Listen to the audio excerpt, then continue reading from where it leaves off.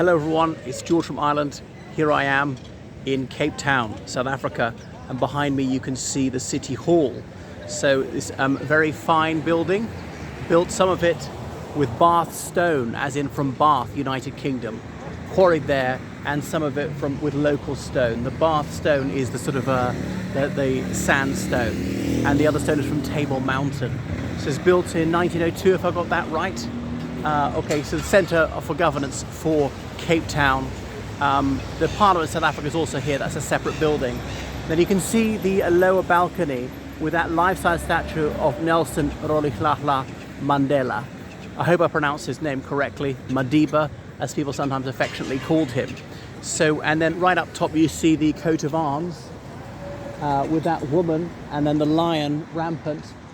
They've got the 3 gold circles, and that's part of the coat of arms of Jan van Riebeeck, the Dutchman who came here. People called him the discoverer of this place, but obviously it wasn't, because the Khoisan or the Khoisan people had been here for millennia prior to that.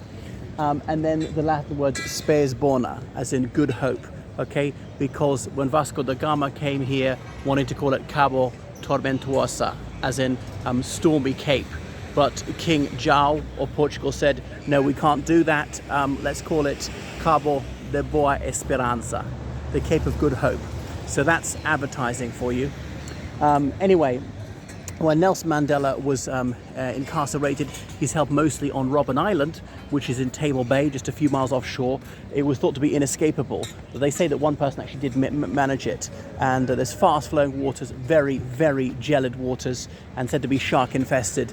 Apparently the shark thing is a bit exaggerated, just to scare away prisoners from trying.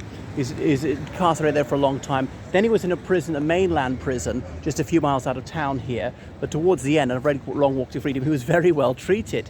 Had his own cottage in the grounds of the prison because they were cultivating him. The apartheid government realized their system was untenable and were trying to negotiate with him. So let's treat him nicely, so therefore he'll make concessions to us. He was finally released in February 1990, despite not renouncing the use of force. And he came in and addressed the crowd from that lower balcony. And standing beside him is Cyril Ramaphosa, then bearded. He's now the president of South Africa. Cyril Ramaphosa is no longer hirsute. Anyway, he addressed the crowd and he was chanting to them the responsorial chant, Amandla, and they reply, Awetu, which is like power is ours. Some people render it power to the people, but irrelevant to the Bolshevik slogan. So there he was, leader of the African National Congress. Although when he went into prison in 1961 to stand trial, convicted in 1962, he wasn't the most senior member of the ANC there, but for some reason, he became the icon of the anti-apartheid movement. In Wembley Stadium in London, people celebrated his birthday in 1988, his, was it 70th birthday? And there were all these songs about free Nelson Mandela. But obviously, there were tens of thousands of political prisoners all across Africa, but he's the only one that most people in the outside world had heard of. There are plenty of other ANC prisoners here. Anyway, so there began a process. It took 4 torturous years to fully transition to democracy.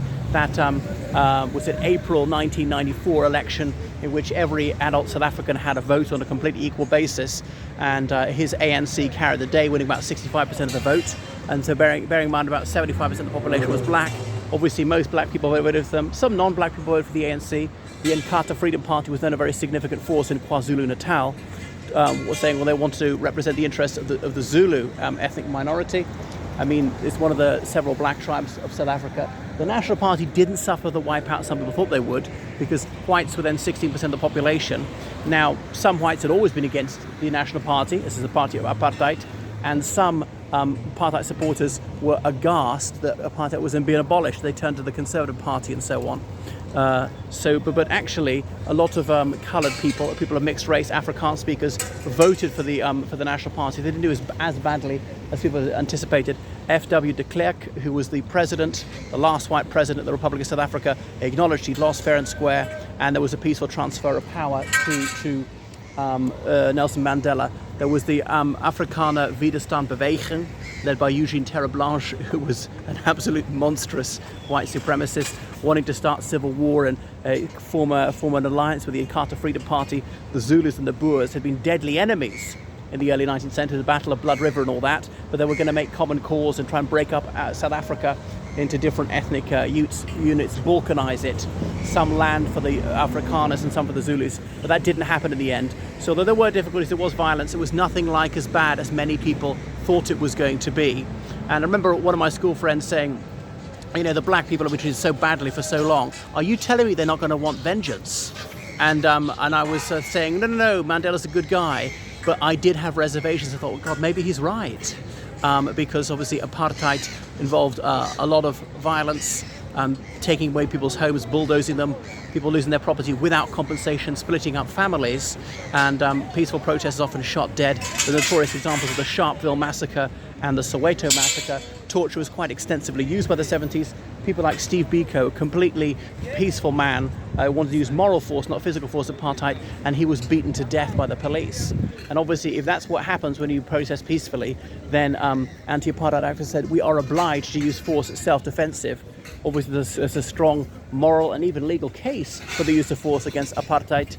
If you look back to the Charter of the United Nations, which South Africa was instrumental in founding, Jan Christian Smuts, then the Prime Minister of South Africa would say that this was his baby to some extent. Even the Charter of the United Nations says there's a right to rebellion in the face of oppression when there's no other means left. And indeed, the Universal Declaration of Human Rights says the same. And indeed, Magna Carta, that part of English common law, which of course was absorbed into South African common law. And here is a statue of King Edward VII, Emperor of India. And he was the monarch at the time that the City Hall was built. So he succeeded his mother in January 1901. And he himself died in May 1910. So there he is. I'm not sure if he visited South Africa, because when he was Prince of Wales, as in heir to the throne, he travelled extensively around the British Empire, and is a common port of call if you're en route to India, to the Far East, to Australia, and so on. So this was there built at the zenith of the British Empire.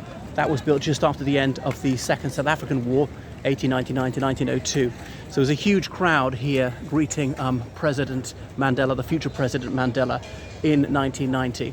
So I remember I had some South African schoolmates when the news broke. One of their surname was Smuts Muller, and indeed they were the great grandsons of Jan Christian Smuts. Right, so that's it in downtown Cape Town. So there's a bit of red paint up there. I wonder if the BLMers want that removed, this statement in stone, because they'll say that having a statue there is not neutral, it's honorific. It's suggesting that he ought to be valorized, and that's not the case. But it does have a splendiferous architectural heritage, Cape Town. It's not where the city is managed from now. They've got a much more modern city hall. And I remember I read The Great Trek: A New Beginning by F.W. de Klerk. And Friedrich Wilhelm de Klerk, he really disliked what Mandela said here, said he simply failed to rise to the occasion. The ANC's armed wing, Umkhonto we Sizwe, as in the Spirit of the Nation in Zulu, they said they would suspend operations for the good faith of the apartheid government, because they thought that maybe apartheid could be ended peacefully. So they were going to respond and hope to receive that same goodwill in return. But it was a very dicey time. Although there was some violence, it was nothing like as bad as many people feared. So it was a very difficult and uncertain transition to democracy over those 4 years. Right, thank you for watching my channel. Make sure you subscribe on Patreon, donate to PayPal, georgecallahan79@gmail.com. Toodaloo.